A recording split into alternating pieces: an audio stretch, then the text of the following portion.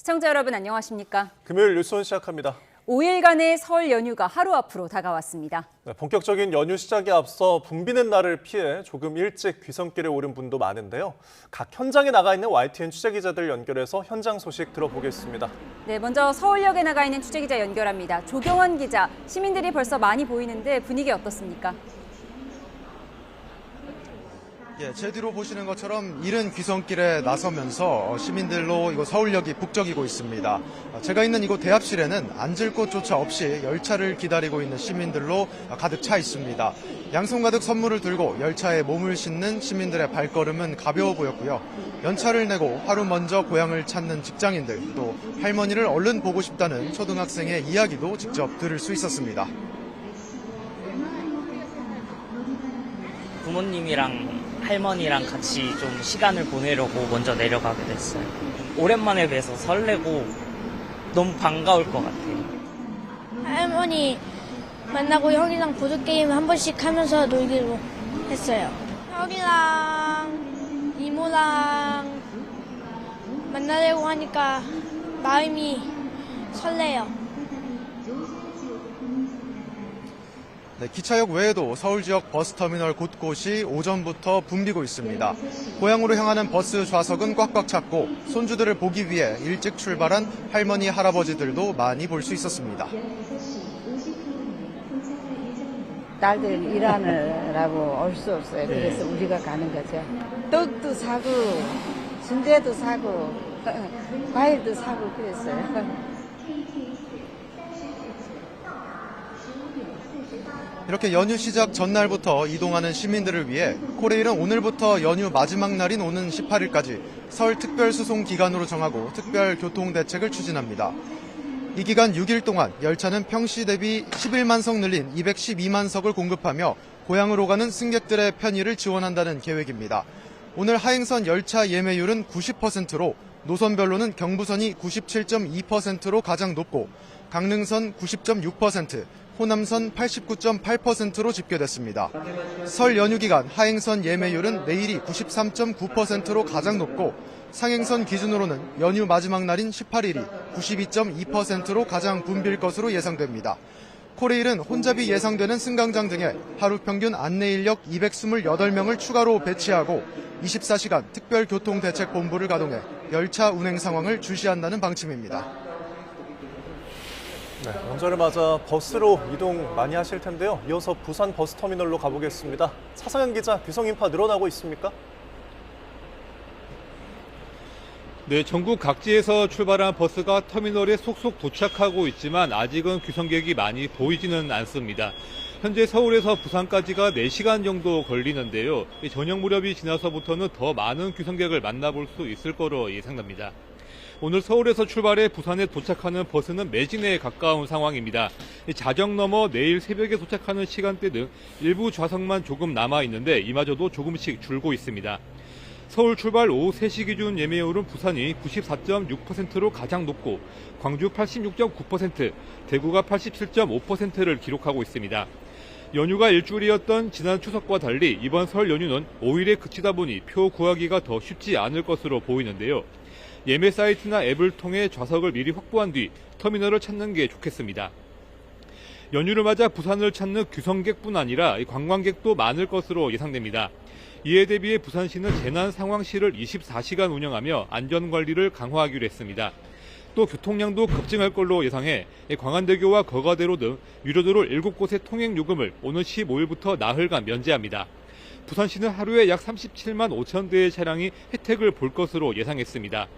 태종대와 용두산 공원 등 관광지에서는 설 명절 맞이 이벤트도 마련돼 있습니다. 연휴 기간에 지역 명소를 방문해 보는 것도 좋겠습니다. 네, 이번엔 고향 섬으로 들어가는 귀성 분위기도 알아보겠습니다. 나연우 기자, 목포 여객터미널 분위기는 어떻습니까? 네, 지금 제 뒤로 보이는 것처럼 커다란 여객선이 출항 준비에 분주한 모습입니다.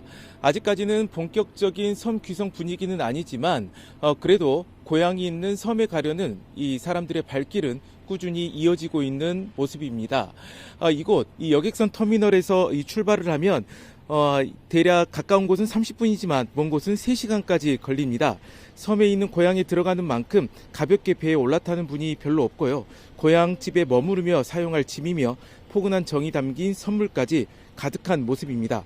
이곳 여객선 터미널까지 오느라 지칠 법도 한데 그리운 가족을 만날 생각에 표정만은 밝은 모습입니다. 배에 올라탄 승객들은 곧바로 다리를 뻗고 누워 잠을 청하기도 하고요. 가족들과 삼삼오오 모여서 음식을 나눠 먹으면서 명절 분위기를 내는 분도 있습니다. 연휴 기간 전남 연안여객선 이용객은 12만 5천 명, 이 차량은 3만 9천 대로 예측됐는데요. 최근 5년 평균보다 3% 정도 늘어난 수치입니다. 특히 설 명절 당일인 오는 17일은 가장 혼잡할 것으로 예상합니다. 전라남도와 해양수산청은 오늘부터 엿새 동안 설 연휴 연안여객선 특별교통대책을 시행하는데요. 51개 항로 여객선 78척 운항 횟수를 평시보다 100여 회 늘렸고요. 또 귀성객이 몰리는 완도, 청산도 등 일부 항로에는 여객선이 추가됐습니다. 새로 투입한 여객선 4척까지 더하면 운항 횟수가 200여 회 늘어난 2,900여 회가 됩니다. 전라남도는 안전관리 등을 위해서 80여 명 규모 특별수송지원반을 운영할 계획입니다. 네, 지금까지 조경은, 차상은, 나연우 기자 연결해서 귀성 현장 분위기 살펴봤습니다. 네, 그런가 하면 이번 설 연휴에 122만 명이 해외로 떠날 것으로 전망됩니다. 인천공항엔 벌써 출국 행렬이 이어지고 있다고 합니다. YTN 이슈 리포터 연결해서 현장 분위기 살펴보겠습니다. 문상아 리포터. 네, 인천공항에 나와 있습니다. 네, 오늘 출국하는 시민들이 많다고요? 네, 그렇습니다. 지금 제대로 출국 채비를 하는 여행객들이 보이시나요? 인천공항은 내일이 가장 붐빌 것으로 예상되는데 오늘은 그래도 비교적 여유로운 편입니다. 해외로 가족을 보러 떠나는 분들부터 간만에 가족여행 등 각자의 기대를 안고 이곳 출국장을 찾았는데요. 그럼 한 대가족의 이야기를 직접 들어보시죠. 저희들은 매년마다 인도의 오디 지역으로 NGO 활동을 하러 좀 가거든요. 예, 봉사 활동을 하러 갑니다. 1년의 시작인 느낌이다 보니까 그게 너무 보람되고 또 그런 사람들을 만남으로써 이제 에너지를 충전시키는 느낌이 들어요. 가방은 무겁지만 발걸음은 어느 때보다 가벼운데요. 기나긴 비행 일정을 앞두고 부푼 기대가 느껴집니다. 출국장 앞은 무거운 짐가방을 든 여행객들로 줄이 길게 늘어서 있는데요. 가족, 친구, 연인들과 함께 특별한 추억을 쌓으러 해외로 떠나는 시민들은 잔뜩 들뜬 모습입니다. 13일부터 18일까지 하루 평균 20만 명이 인천공항을 이용할 것으로 보이는데요. 연휴 시작과 끝인 14일과 18일이 가장 붐빌 것으로 전망됩니다. 인천공항공사는 출발 3시간 전에 도착해도 충분하다며 혼잡도에 대비해 대중교통을 이용할 것을 당부했습니다. 공항을 이용하실 분들은 혼잡도를 미리 확인하고 스마트 패스와 셀프 체크인 등을 적극적으로 활용하시길 바랍니다. 네, 어느덧 설 연휴가 다가왔습니다. 바쁜 일상은 잠시 내려놓고 사랑하는 사람들과 행복한 시간 보내시길 바랍니다. 지금까지 인천공항에서 YTN 문상아입니다. 부동산 시장 안정화 의지를 밝혀온 이재명 대통령이 SNS에 글을 또 올렸습니다. 지금 부동산 시장이 정상이냐고 의문을 표했는데요. 특히 다주택자들의 대출 만기 연장 문제도 언급하면서 개선 필요성을 제기했습니다. 취재기자 연결합니다. 정인영 기자, 자세한 내용 전해주시죠. 네, 이재명 대통령은 오늘 잇따라 2건의 SNS 게시물을 올렸습니다. 지난 10일 매입 임대 사업자들에 대해 언급한 지 사흘 만에 다시 부동산 SNS 정치를 재개한 건데요. 이 대통령은 우선 다주택자들이 지금의 양도소득세 감면 기회를 버리고 버텨서 성공한다는 건 망국적 부동산 투기를 잡으려는 정부의 부동산 정책 실패를 의미한다고 적었습니다. 정책 결정권자의 의지가 있고 국민적 지지가 확보된다면 규제와 세제, 공급과 수요 조절 권한을 통해 문제를 해결할 수 있다고 자신했습니다. 그러면서 아직도 판단이 안 서느냐며 지금 시장이 정상인지 정부가 부당한지 답을 해보라고 질문을 던졌습니다. 오는 5월 9일이면 다주택자 양도세 중과 유예 제도가 종료되는데도 매물을 내놓지 않는 것에 경고장을 날리며 부동산 시장을 안정시키기 위해 추가 정책 수단도 검토하겠다는 의지를 나타낸 걸로 해석됩니다. 이 대통령은 오늘 새벽에 집값 안정을 국가적 과제라고 언급하며 투자, 투기용 다주택 취득에 금융 혜택을 주는 걸 문제 삼았습니다. 양도세까지 깎아주며 수년간 기회를 줬는데 다주택을 해소하지 않은 이들에게 대출 만기가 돼도 연장 혜택을 추가로 주는 게 공정한 거냐고 반문했습니다. 청와대 관계자는 이에 대해 과거에 이뤄진 다주택자 대출이 관행적으로 연장되고 있는 상황을 개선할 필요가 있다는 의미라고 설명했습니다. 그러면서 금융권과 함께 다주택자 대출 실태 파악에 착수하고 개선이 필요한 부분을 신속하게 검토해 나갈 예정이라고 덧붙였습니다. 지금까지 청와대에서 전해드렸습니다. 이재명 대통령과 여야 대표의 오찬 회동이 무산된 걸 두고 양당은 이틀째 내탓 공방을 이어가고 있습니다. 이 과정에서 서로를 향해 초등학생만도 못하다고 손가락질하는 진풍경도 펼쳐졌습니다. 국회 연결합니다. 김철희 기자. 네, 국회입니다. 네, 여야 모두 회동 불발의 원인을 서로에게 겨누는 모습이죠. 네, 청와대 오찬이 당일 취소되는 이례적인 상황의 여진이 이어지고 있습니다. 민주당 정청래 대표는 아침 회의에서 해괴하고 무례한 일이라며 다시 장 대표를 저격했습니다. 들어보겠습니다. 초딩보다 못한 유치한 결정이었다고 저는 생각합니다. 정청래 대표가 야당 복원이 있다 이렇게 말씀도 하고 하시는데 저는 그런 복 바라지 않습니다. 또 야당이 대미투자특별법 특위를 파행시켰다며 목리 부리지 말고 진짜 민생을 생각한다면 초당적으로 협력하라고 압박했습니다. 물밑에선 유튜버 전한길, 고성국 씨 등이 오찬을 반대한 사실을 언급하며 윤어게인이 국민의힘을 완전히 장악했다는 냉소적인 반응도 나왔습니다. 반면 국민의힘은 도저히 오찬에 갈 수 없도록 민주당이 분위기를 조성했다고 맞받았습니다. 법사위가 한밤중 재판소원법과 대법관 증언법을 일방 처리하는 일만 없었어도 당연히 오찬에 참석했을 거란 건데요. 정청래 대표 초딩 비유는 이렇게 맞받았습니다. 들어보겠습니다. 사법 질서와 헌정 질서를 파괴하는 악법들을 일방적으로 처리하는 것은 초딩도 상상조차 하지 않는 일입니다. 또 정청래 대표가 야밤에 악법 통과를 강행한 건 혹시 대통령 만나는 게 싫어 명분을 만들기 위해 무리한 것 아니냐며 또다시 명청 갈등을 파고들었습니다. 공방이 계속되는 가운데 각 당 지도부는 설 명절 앞두고 민심 잡기에도 나섰습니다. 더불어민주당은 서울 용산역에서 귀성 인사를 건넸고요. 국민의힘은 서울 중림동 일대 쪽방촌을 방문해 배식 봉사활동 등을 진행했습니다. 네, 그런가 하면 국회가 연일 야밤에 법안을 통과시키고 있는데 어제는 행정통합 관련 법안들이 행정안전위원회 문턱을 넘었죠. 네, 충남과 대전, 전남과 광주, 대구와 경북까지 행정통합특별법 3개가 어제 자정쯤 행안위 전체회의를 통과했습니다. 특별법은 새로 출범하는 통합특별시에 서울에 버금가는 위상을 부여하고 재정지원과 교육자치 특례도 인정하는 내용을 담았습니다. 앞서 김민석 국무총리가 이달 말까지 처리를 요청한 만큼 본회의 처리에도 속도가 날 전망입니다. 다만 국민의힘이 대전 충남 통합을 두곤 주민과 지자체장 의견 수렴이 없었다면서 연일 반대하고 있는 건 변수입니다. 설 연휴 기간 국회도 잠시 숨고르기에 나서는데요. 연휴가 끝난 뒤 민주당은 법사위가 처리한 사법개혁 법안들을 본회의에서 통과시키겠다고 벼르고 있습니다. 당 핵심 관계자는 YTN에 최선을 다해 야당과 협상하겠지만 신속 처리가 불가피하다고 설명했습니다. 현재 국민의힘은 법안 강행 시 쟁점과 비쟁점 법안 구별 없이 무제한 토론, 필리버스터에 나선다는 계획이라 연휴 뒤 본격적인 입법 전쟁이 펼쳐질 것으로 보입니다. 지금까지 국회에서 전해드렸습니다. 국회에서 추진되는 재판소원 제도에 대해서 대법원이 강하게 반발하고 있는 가운데 재판소원을 맡을 헌법재판소는 적극 옹호에 나섰습니다. 헌법재판소는 재판소원이 담긴 헌법재판소법 68조 1항 개정안과 관련해 주요 질의사항별 입장을 정리한 참고 자료를 냈습니다. 헌재는 재판이 헌법에 어긋나는 경우 헌재를 통해 교정하는 것이 이원적인 사법체계를 택한 우리 헌법 취지에 부합하고 재판소원이 위헌이라거나 사법권의 독립을 침해한다는 주장은 근거를 찾기 어렵다고 비판했습니다. 김건희 씨 계좌를 관리했던 이종호 전 블랙펄 인베스트먼트 대표가 1심에서 징역 1년 6개월형을 받았습니다. 이 전 대표는 별건 수사라며 공소기각을 주장해 왔는데 재판부는 특검 수사 대상이 맞는다며 받아들이지 않았습니다. 취재기자 연결해서 알아보겠습니다. 이준엽 기자. 네, 서울중앙지방법원입니다. 네, 이 전 대표의 재판 내용 자세히 전해주시죠.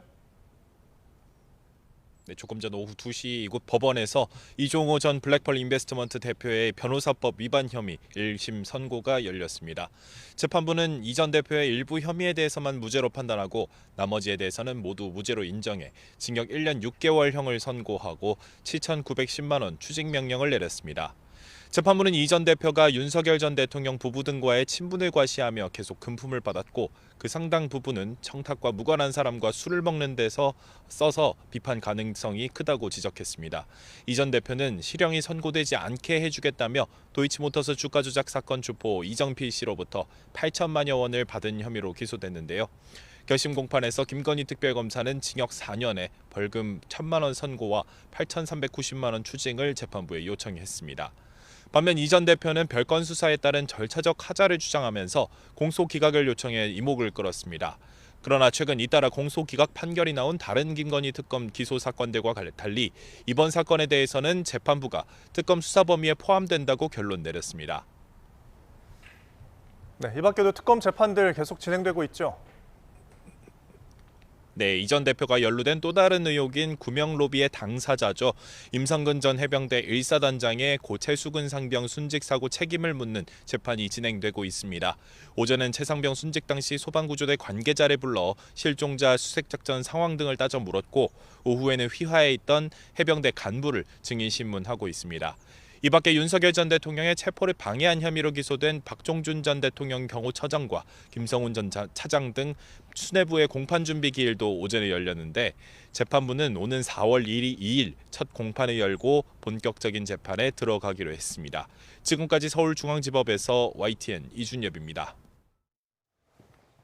네, 법원이 이른바 부산 돌려차기 사건의 부실 수사를 인정했습니다. 재판부는 국가가 피해자에게 1,500만 원을 배상해야 한다고 판단했습니다. 권준수 기자입니다. 지난 2022년 5월 새벽 귀가하던 김모 씨에게 벌어진 이른바 부산 돌려차기 사건. 김 씨는 무차별적인 폭행에 이어 성폭행까지 당했지만 경찰은 추가 증거를 확보하려는 등 필요한 조치를 하지 않았고 결국 검찰은 살인미수 혐의로만 가해자를 재판에 넘겼습니다. 이후 가해자는 1심에서 징역 12년을 선고받았다가 항소심 도중 성범죄 사실이 드러나며 뒤늦게 강간살인 미수 혐의가 적용됐습니다. 그렇게 가해자에겐 더 무거운 징역 20년이 최종적으로 선고됐지만 피해자 김 씨는 부실 수사가 있었다며 국가를 상대로 소송을 제기했습니다. 애초에 살인 미수로만 기소되면서 비공개 재판을 받지 못해 가해자를 법정에서 볼 수밖에 없는 등 정신적인 고통이 컸다는 겁니다. 1심 법원은 김 씨의 손을 들어줬습니다. 국가가 1,500만 원을 배상하라고 판결한 겁니다. 재판부는 범행 당시 가해자가 CCTV 사각지대로 피해자 김 씨를 메고 가는 등 성폭행이 강하게 의심되는데도 수사기관이 적절한 조치를 취하지 않아 불합리하다며 김 씨의 반복적인 탄원으로 비로소 항소심에서야 성범죄 공소 사실이 추가된 거라고 설명했습니다. 피해자 측은 부실하고 위법한 수사에 대해 국가 책임을 인정했다는 측면에서 판결의 의미가 깊다고 평가하며 피해자 중심 수사 체계와 구조를 확립해야 한다고 촉구했습니다. 많은 피해자들이 수사에 어떤 미흡함이 있어도 관련돼서 문제 제기를 할 수 없다는 점, 그 점이 계속 반복될 거라는 거, 꼭 이 도움이 되는 판례를 쓰고 싶었기 때문에 이 소송을 시작했습니다. 피해자 측은 또 수사의 밀행성만을 강조해 피해자에게 아무런 정보를 주지 않는 행태를 지적하면서 법보다 더 중요한 건 피해자를 이해하고 공감하는 관점이라고 덧붙였습니다. YTN 권준수입니다. 네, 방금 들어온 소식 전해드리겠습니다. 국민의힘 윤리위원회가 배현진 의원에 대한 징계를 결정했습니다. 당원권 정지 1년이라는 징계를 결정했는데요. 한동훈 전 대표 그리고 김종혁 전 최고위원 제명에 이어서 친한계에 대한 또 중징계의 징계 결정이 내려졌습니다. 배현진 의원의 입장을 밝혔는데 정치적 단두대 세워도 민심은 징계 못한다며 이 징계에 대한 반발을 했습니다. 다시 한번 전해드리면 국민의힘 윤리위원회가 배현진 의원에 대해 당원권 정지 1년의 징계를 결정했다는 소식입니다. 자세한 내용은 저희가 이어지는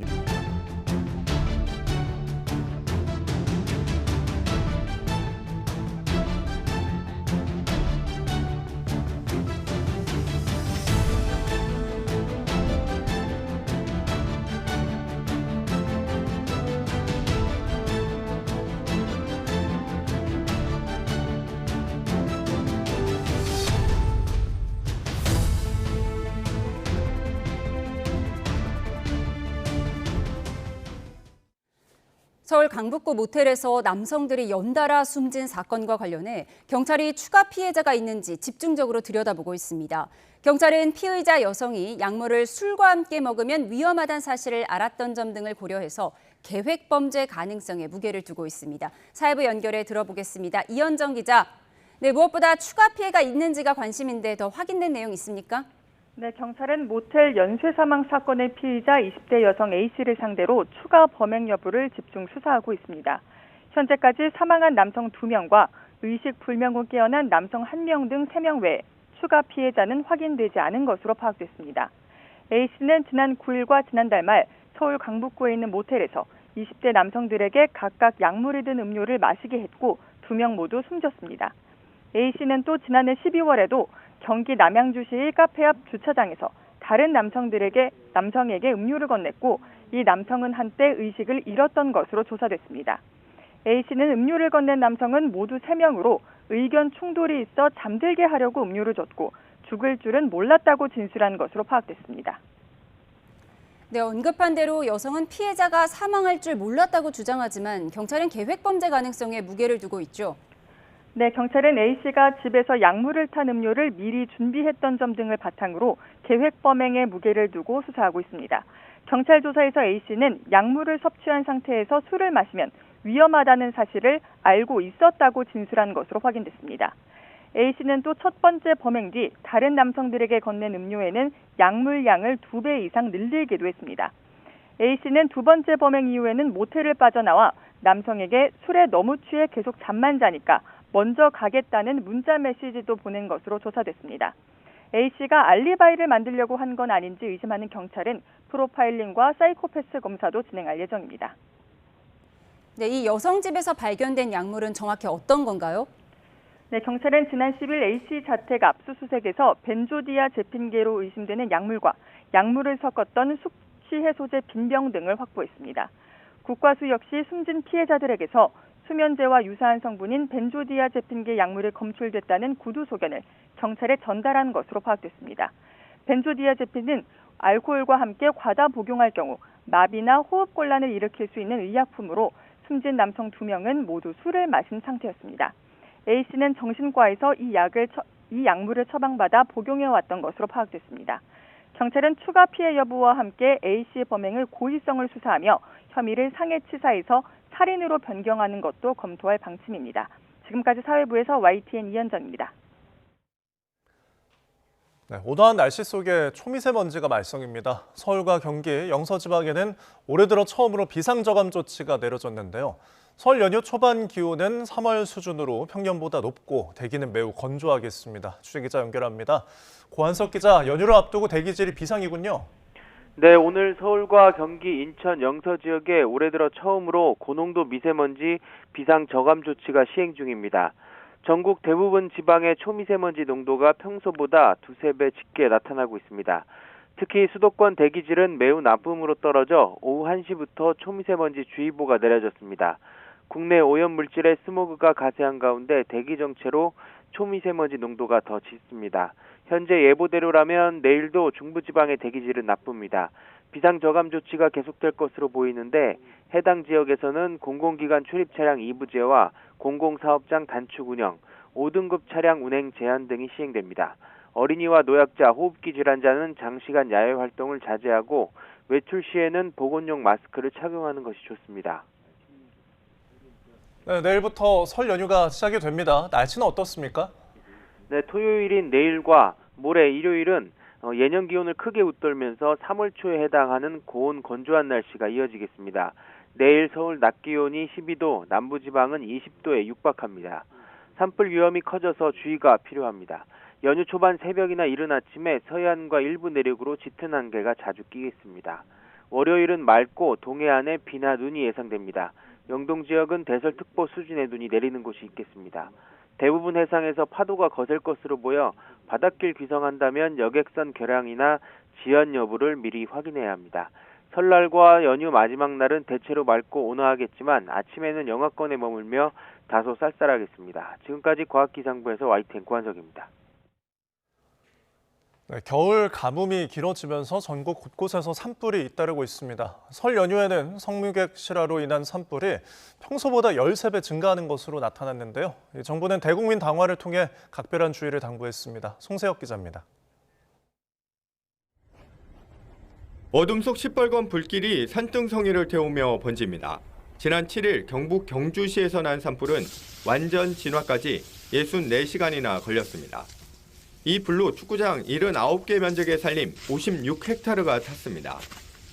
올해 들어 전국에서 발생한 산불은 80여 건, 지난해 같은 기간보다 1.7배 늘었습니다. 산불 증가 배경에는 기록적인 겨울 가뭄이 있습니다. 올해 전국 누적 강수량은 6.6mm로 평년의 5분의 1 수준에 그쳤습니다. 포항과 울산 등 영남 해안 지역은 올해 들어 강수량이 전혀 관측되지 않았습니다. 이 지역 건조특보는 50일째 이어지며 역대 최장 기록을 경신하고 있습니다. 산불의 이 발화 원인의 대부분은 실화이기도 합니다. 우리들의 조심이 이 대형 산불을 막는 데 가장 중요한 골든타임이자 예방이다라고 생각을 합니다. 특히 이번 설 연휴가 고비입니다. 설 연휴 성묘객 실화 산불은 평소보다 13배나 급증하는 것으로 나타났습니다. 전체 성묘객 실화 산불 5건 중 1건이 설 연휴에 집중되는 겁니다. 설 연휴 성묘 등으로 입산하실 때에는 라이터 등 인화 물질 소지는 물론 취사나 흡연 등 불씨를 만드는 모든 행위를 삼가해 주십시오. 산림당국은 설 연휴 기간 산림 주변 소각 행위를 집중적으로 단속하고 위반 시에는 엄정하게 책임을 물을 방침입니다. YTN 송세혁입니다. 전국 최대 양돈단지인 충남 홍성에서 아프리카 돼지열병이 발생했습니다. 충청남도는 홍성 은하면의 농장에서 폐사 신고가 접수돼 정밀 검사를 진행한 결과 아프리카 돼지열병이 확인됐다고 밝혔습니다. 추가 확산을 막기 위해 해당 농장에 초동 방역팀을 투입해 출입을 통제하고 사육하던 돼지를 모두 매물 처분하고 있습니다. 또 발생 농장 10km 이내 농장에 대한 이동 중지 명령을 내리고 정밀 검사를 진행하고 있습니다. 북한이 정동영 통일부 장관의 대북 무인기 침투 사건에 대한 유감 표명에 대해 다행으로 생각한다는 반응을 내놨습니다. 비교적 상식적인 행동이라고 평가하며 재발 방지 대책도 촉구했는데 어떤 의도가 있는 건지 짚어봤습니다. 이종원 기자입니다. 김정은 국무위원장의 동생인 김여정 노동당 부부장이 대남 담화를 발표했습니다. 무인기 침투 사건과 관련해 북측에 유감을 표명한 지난 10일 정동영 통일부 장관의 발언에 대해 다행으로 생각한다며 비교적 상식적인 행동이라고 평가했습니다. 그러면서 유감 표명만 할 것이 아니라 엄중한 주권 침해 사건의 재발을 확실히 방지할 수 있는 담보 조치를 강구해야 한다고 촉구했습니다. 무인기를 보낸 주체가 개인이든 민간이든 문제는 주권 침해 행위가 한국발로 감행됐다는 것이라며 도발 사건이 재발할 경우 혹독한 대응으로 맞서겠다고 위협했습니다. 앞서 정 장관은 지난 10일 명동성당 미사 축사를 통해 대북 무인기 사건과 관련해 북측에 깊은 유감을 표한다고 말했습니다. 정부 고위 당국자의 첫 유감 표명이었습니다. 남북 공동의 노력이 필요하다는 점을 시사하고 있는 것으로 이해합니다. 유사 사례가 발생하지 않도록 재발 방지 대책도 마련해 즉시 시행할 것입니다. 김 부부장의 담화가 정 장관의 사과 수용을 전제로 하고는 있지만 긍정적인 신호로 해석하기엔 한계가 있다는 평가가 나옵니다. 무엇보다 우리 정부의 사과를 받는 형식을 통해 남측의 귀책 사유를 확정하려는 의도로 보입니다. 국제법상 영공 침해 행위로 규정하면서 이를 적대적 두 국가론의 정당성을 뒷받침하는 근거로 활용할 수 있다는 얘기입니다. 또 향후 군사적 대응의 명분을 확보하려는 전략이란 분석도 있습니다. 김여정의 담화는 남북관계를 개선하려는 의지가 아니라 보다 완벽한 결별을 위한 노림수가 숨어 있을 가능성도 유의해서 관찰해야 합니다. 북한은 당분간 우리 정부가 내놓을 재발 방지책이 무엇인지를 지켜보며 압박을 이어갈 것으로 보입니다.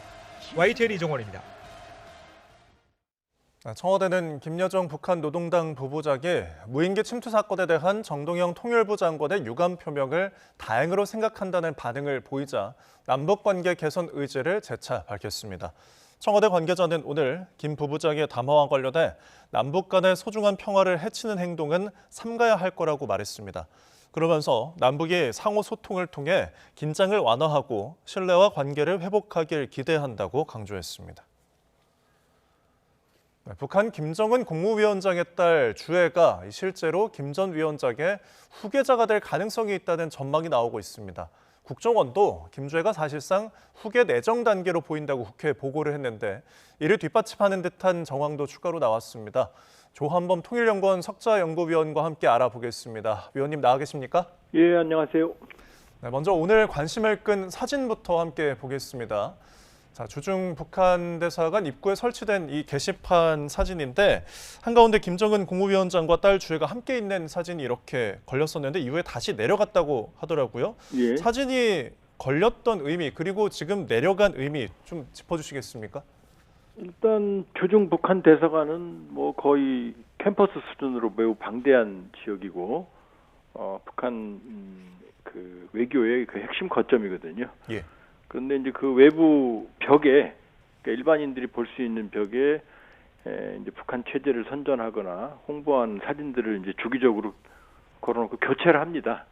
그런데 이제 뭐 시기별로 그러니까 북중 관계가 안 좋다든지 그럼 그걸 반영하거나 아니면 뭐 김일성, 김정일 생일이다 그러면 뭐 그걸 반영하거나 이런 이제 흐름을 보여왔거든요. 예. 그런데 그 정중앙에 이제 양쪽에 12장씩 24장이 있고 정중앙 가운데에 사진이 하나 있는 제일 큰 사진이 있는데 거기에 이제 김정은 위원장과 김주애가 같이 정면으로 지금 나왔거든요. 그러면 지난해 9월에 김주애가 중국 전승절에 갔지만 공식 행사는 못했거든요. 네.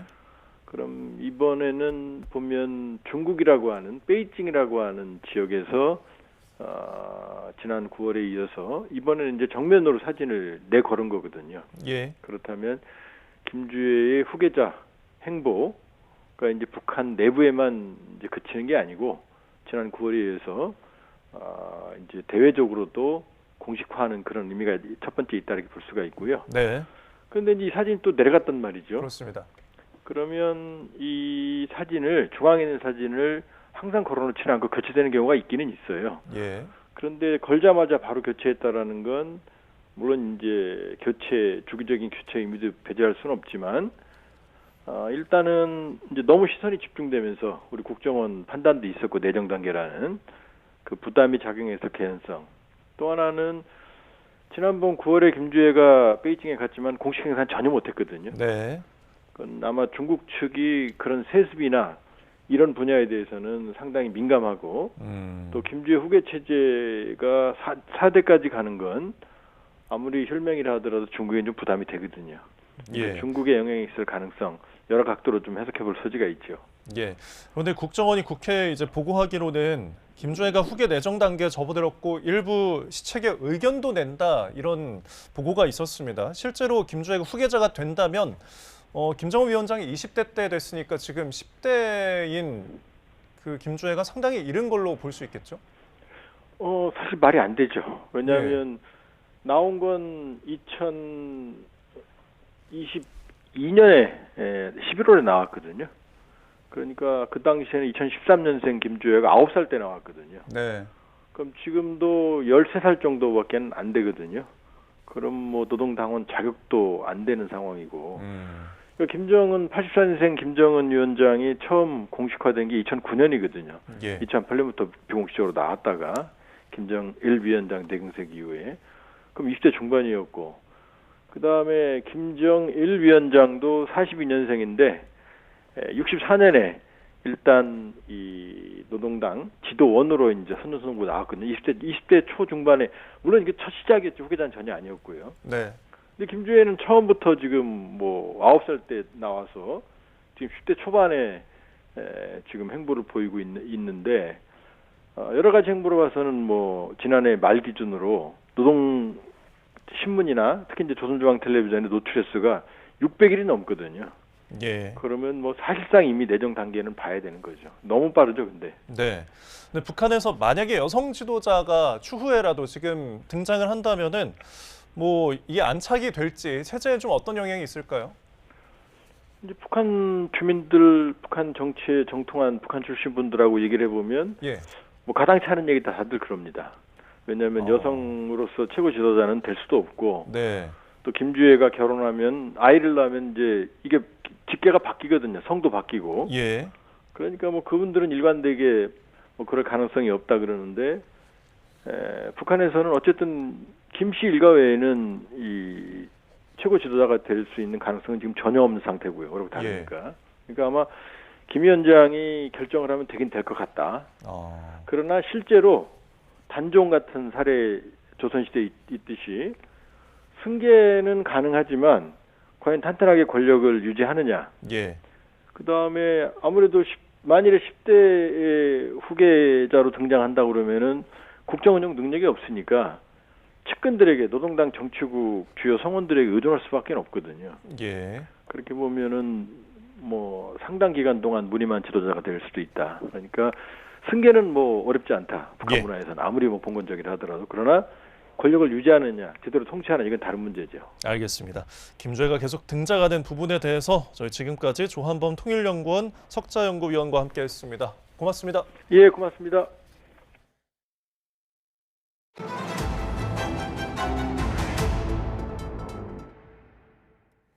강동길 해군 참모총장이 12.3 비상계엄에 관여한 의혹으로 직무에서 전격 배제됐습니다. 육군 지상작전사령관에 이어 이재명 정부 들어 승진한 4성 장군들이 연일 수사나 징계 대상이 되는 초유의 일이 벌어졌습니다. 나혜인 기자입니다.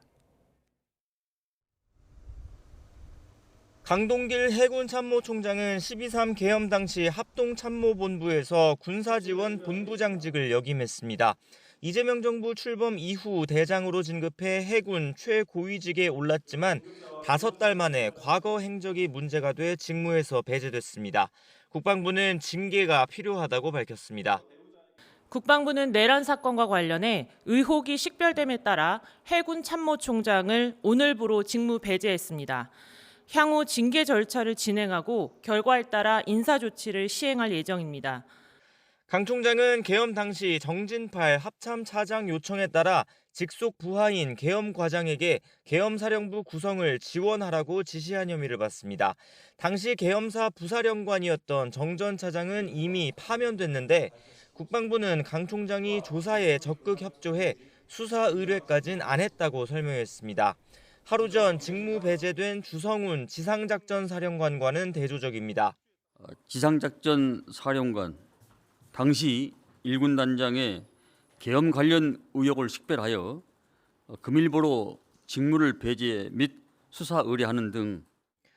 주사령관은 계엄 당시 부정선거 의혹 수사단장으로 내정된 93회 전 육군 2기갑 여단장의 지휘관으로서 부하의 내란 가담 혐의를 묵인했다는 의혹을 받고 있습니다.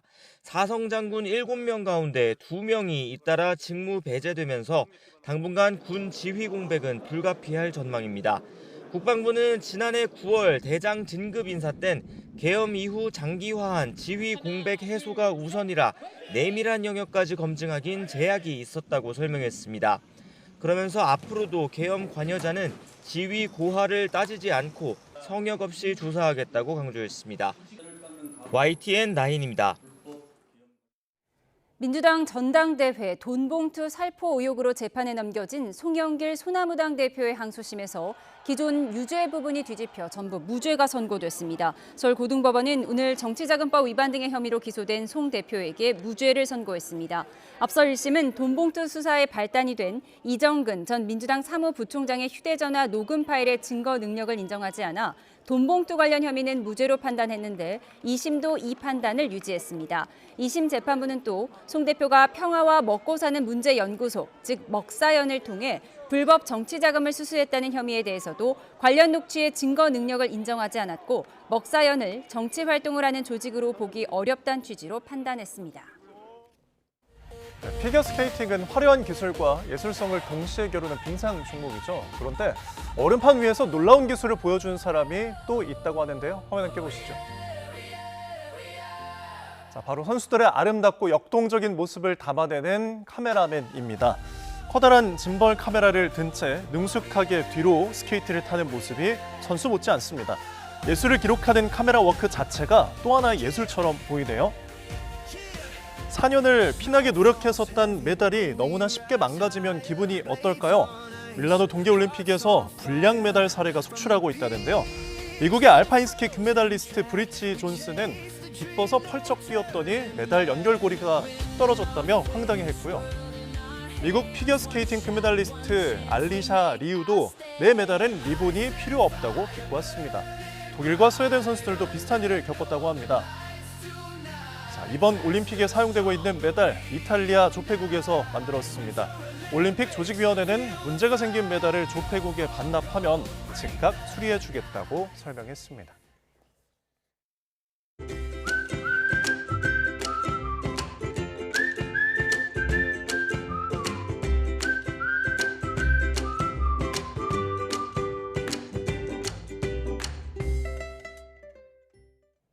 네, 설 연휴를 앞두고 고속도로는 벌써 북적이고 있습니다. 도로공사 연결하겠습니다.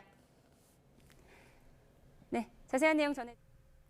네, 금요일답게 퇴근 차량들로 정체가 길게 살펴진 가운데 이른 귀성 차량까지 더해지다 보니 서울 방향뿐 아니라 지방 방향으로도 힘겹습니다. 특히 1번 고속도로 부산 방향 총 정체 길이가 50km를 넘었는데요. 그중 정체 절반이 충청권에 몰렸고요. 35번 고속도로 남이 쪽으로도 진천과 오창 일대 정체를 합치면 20km 정체가 살펴집니다. 수도권에서는 50번 고속도로 인천 방향 양지부터 용인까지 무려 11km 어렵고요. 이후로도 북수원과 군포, 군자분기점에서 속도 내기 어려운데 군포는 반대 강릉 쪽도 힘겹습니다. 15번 고속도로 서울 방향 서평택 분기점부터 발안까지는 30분 이상 필요하겠고요. 다시 한번 비봉과 일찍에서도 속도가 뚝 떨어집니다. 100번 고속도로 경기 서쪽 일산 방향 도리분기점부터 송내 사이 13km 정체인데요. 무엇보다 경기 북부 상황이 매우 힘겹습니다. 일산 지나 구리 쪽으로 고양부터 사패산 터널까지는 1시간 이상 잡아주셔야겠고요. 반대 일산 방향으로도 의정부 부근에서 속도 떨어지는데 여긴 구리 쪽도 힘겹습니다. 무엇보다 충청권 지나기가 많이 어렵습니다. 1번 고속도로 부산 방향 천안분기점부터 무려 한 번에 27km나 어렵고요. 다시 한번 신탄진 부근에 10km 가까운 정체도 살펴주셔야겠습니다. 안전거리 넉넉히 두시고요. 고속도로 교통방송 김경민이었습니다. 네, 요즘 운전자를 보조하는 이른바 크루즈 컨트롤 장착 차량이 늘고 있는데요. 이것만 믿고 자칫 한눈을 팔았다가는 사고로 이어질 수 있습니다. 아직 주변 사물 인식이나 판단에 한계가 있어서 직선 구간이나 교통, 기상 조건이 양호한 상황에서도 사고가 빈발한다고 합니다. 유한웅 기자입니다. 고속도로가 우측으로 급하게 휘는 바람에 이른바 크루즈 컨트롤 센서가 전방 차량을 인식하지 못해 그대로 들이받습니다. 크루즈 컨트롤 기능은 주행 차선에서만 사용해야 하는데 추월 차선을 과속으로 달리다 센서가 공사 안내를 인식하지 못해 충돌을 하고 맙니다. 삼성화재가 가입 차량을 대상으로 크루즈 컨트롤 주행 사고를 조사한 결과 지난 2020년 15건이었는데 지난해 101건으로 5년 새 7배나 급증했습니다. 사고 유형은 차로를 이탈해 다른 차량과 충돌한 사고가 62%로 가장 많았고 끼어든 차량과 충돌한 사고가 18%, 전방 차량 추돌 사고가 14%, 돌발 상황을 피하지 못한 사고가 4% 순이었습니다. 이른바 크루즈 컨트롤 기능을 사용하다 발생한 사고의 대부분은 악천후나 야간이 아니라 맑은 날씨와 주간 그리고 직선 구간에서 일어났던 것으로 분석됐습니다. 운전에 어려움이 없는 직선 구간에서 일어난 사고가 전체의 77%나 됐고 주변 차량이 적은 원활한 교통 상황에서 발생한 사고가 전체의 51%, 맑은 날 사고가 전체의 84%를 차지했습니다. 이처럼 양호한 상황에서도 사고가 빈발했다는 점은 운전자가 크루즈 컨트롤만 맹신해선 안 된다는 점을 보여주고 있습니다. 운전자의 ACC를 비롯한 에이다스의 기능 이해 그리고 한계에 대한 숙지가 반드시 숙지가 되어야 되고 올바른 사용이 선행되어야 한다. 올바른 사용은 당연히 전방 주시를 하고 올바른 방법으로 손으로 스티어링 휠을 제대로 파지하고 있는 것입니다. 자율주행 기술 발달로 에이다스, 첨단 운전자 보조 시스템 장착 차량은 매년 늘고 있어 지난 2024년 장착률은 열대의 4대 꼴인 41%에 달했습니다. 유럽은 모든 신차를 대상으로 운전자의 상태를 실시간 감시해 자동 경보를 해주는 시스템 장착을 의무화했는데 우리나라도 이런 제도를 도입하면 사고 예방에 도움이 될 것으로 보입니다. YTN 유환홍입니다. 이번 설 연휴에 122만 명이 해외로 떠날 걸로 전망됩니다. 인천공항엔 벌써 출국 행렬이 이어지고 있다고 하는데요. YTN 이슈 리포터가 나가 있습니다. 문상아 리포터. 네, 인천공항에 나와 있습니다. 네, 지금 공항 분위기 어떻습니까? 네, 이곳은 여행객들의 설렘으로 가득 차 있습니다. 추석 연휴를 하루 앞두고 일찍부터 출국길에 나선 시민들의 표정은 그 어느 때보다 밝은데요. 짐 가방은 무겁지만 발걸음만큼은 가볍습니다. 네, 그럼 해외 여행에 떠나는 가족의 소감을 직접 들어보시죠. 지금 날개 나오고 있습니다. 너무 좋아서 식구들도 너무 해피하고 다들 즐거워하고 있어요. 명절에 그냥 모여서 단순하게 밥 먹는 게 아니라 다 같이 또 다른 곳에서 명절을 지내고 올 수 있어서 그것만으로도 기분이 너무 많이 좋은 것 같아요. 새해 복 많이 받으세요. 최장 5일간의 긴 연휴를 맞아 해외로 떠나는 여행객들은 잔뜩 들뜬 모습인데요. 가족, 친구, 연인과 특별한 추억을 쌓으러 가는 길은 그 어느 때보다 신이 납니다. 기나긴 비행 일정을 앞두고 있지만 피곤함 속에서도 설렘이 묻어나는데요. 출국장 앞은 무거운 짐가방을 든 여행객들로 줄이 길게 늘어서 있습니다. 13일부터 18일까지 하루 평균 20만 명이 인천공항을 이용할 것으로 보이는데요. 연휴 시작과 끝인 14일과 18일이 가장 붐빌 것으로 전망됩니다. 인천공항공사는 출발 3시간 전에 도착해도 충분하다며 혼잡도에 대비해 대중교통을 이용할 것을 당부했습니다. 공항을 이용하실 분들은 혼잡도를 미리 확인하고 스마트 패스와 셀프 체크인 등을 적극적으로 활용하시길 바랍니다. 네, 어느덧 설 연휴가 다가왔습니다. 잠시 바쁜 일상은 내려놓고 사랑하는 사람들과 함께 행복한 시간 보내시길 바랍니다. 지금까지 인천공항에서 YTN 문상아입니다. 네, 내일이면 설 연휴가 시작이 됩니다. 오랜만에 반가운 얼굴들을 만나서 좋지만 한편으론 세뱃돈 고민도 많으실 텐데요. 화면 보시면서 함께 생각해 보시죠. 한 커뮤니티에 올라온 질문입니다. 이번에 각각 초등학교 2학년과 6학년이 되는 조카들에게 세뱃돈을 얼마 주는 게 적당할지 물었습니다. 댓글에는 5만 원에서 10만 원 사이가 많았는데요. 5만 원과 10만 원 2배 차이인데 실제로는 얼마나 줬을까요? 지난해 세뱃돈 송금 데이터를 보면 10만 원 비중이 5만 원을 처음 앞질렀습니다. 재작년까지는 5만 원 비중이 더 높았는데 1년 만에 순위가 바뀐 겁니다. 부모님께 드릴 용돈 액수도 고민이죠. 평균은 22만 7천 원이었는데 자녀의 연령이 높아질수록 액수가 조금씩 늘었습니다. 이번 설에도 장바구니 물가 부담이 만만치 않습니다. 정부가 성수품 공급 확대와 할인 지원으로 물가 안정에 힘을 쏟고 있지만 고환율 속에 각종 지원도 끊기는 연휴 이후 물가 흐름에 대한 우려가 커지고 있습니다. 오동건 기자입니다. 설 연휴를 앞두고 장바구니를 채우는 시민들. 장을 볼 때마다 물가 부담을 체감한다는 목소리가 나옵니다. 설 음식도 그렇고 좀 준비하려고 나왔는데 물가가 좀 많이 오른 것 같아요.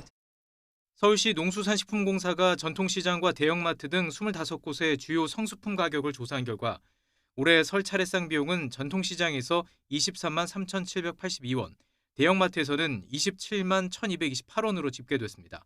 전년 대비 각각 4.3%, 4.8% 올라 올해도 명절 물가 부담이 이어졌습니다.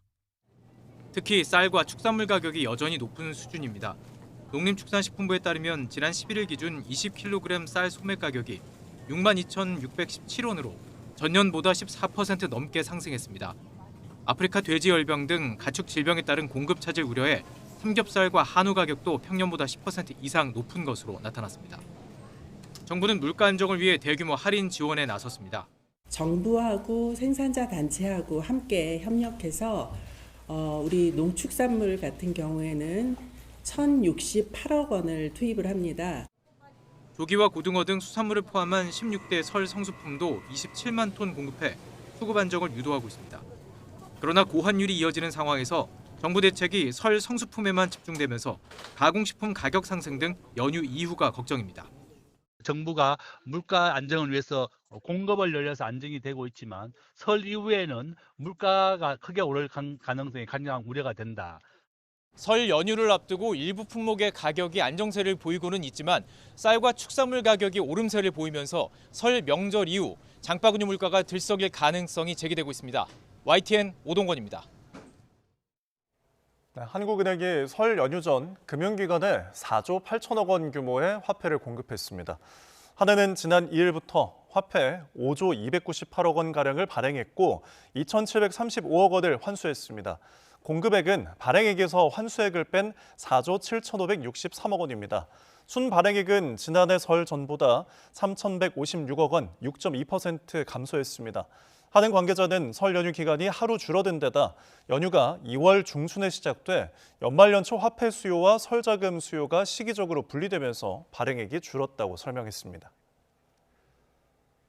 설 연휴를 앞두고 새벽에 부산 아파트에서 불이 나 70대 누나와 남동생이 숨졌습니다. 아파트 주민 100여 명이 화재 경보를 듣거나 연기를 피해 대피했는데 두 사람은 빠져나오지 못했습니다. 김종우 기자입니다. 아파트 창밖으로 시뻘건 화염이 솟구칩니다. 70대 누나와 남동생이 함께 살던 5층 세대에서 불이 난 건 새벽 3시 40분쯤. 화재 경보기 소리나 연기에 놀란 주민 100여 명이 건물 밖이나 옥상으로 대피했는데 불이 난 세대에서는 인기척이 없었습니다. 해상 세대에 올라가가지고 두드리는데 반응이 없어가지고 이 사람이 없나 두드리다가 앞집에 또 두드리고 지금 불이 났으니까 대피했습니다. 맞은편 세대에 살던 조카가 문을 열고 불을 끄려고 했지만 이미 불길이 거세게 번진 뒤였습니다. 50분 만에 불이 꺼진 뒤 남매는 숨진 채 발견됐습니다. 대피 과정에서 주민 6명이 연기를 마셨지만 부상 정도는 심하지 않은 것으로 알려졌습니다. 불이 난 곳은 지난 1985년 입주한 아파트로 자동 화재 감지 설비는 있지만 스프링클러는 설치되지 않았습니다. 불은 동생이 사용하던 입구 쪽 작은 방에서 시작한 것으로 추정됩니다. 탄화가 가장 심한 현관 입구방으로 화재가 발生한 것으로 추정이 됩니다. 그 방을 중점적으로 감식을 하였고 유족은 작은 방에 난방용품이 있었다고 설명했습니다.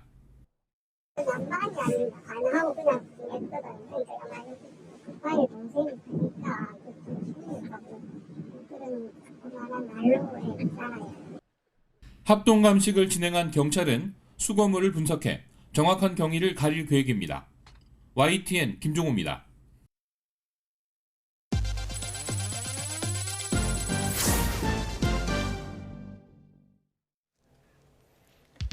스키 스노보드 종목의 오랜 후원자인 롯데 신동빈 회장이 한국의 설상 종목 첫 금메달리스트이자 롯데 스키앤스노보드팀 소속인 최가운 선수에게 축하 서신을 보냈습니다. 신 회장은 포기하지 않고 비상하는 모습에 큰 울림을 받았다며 긴 재활을 이겨내고 새로운 역사를 쓴 최 선수가 대견스럽고 자랑스럽다고 전했습니다.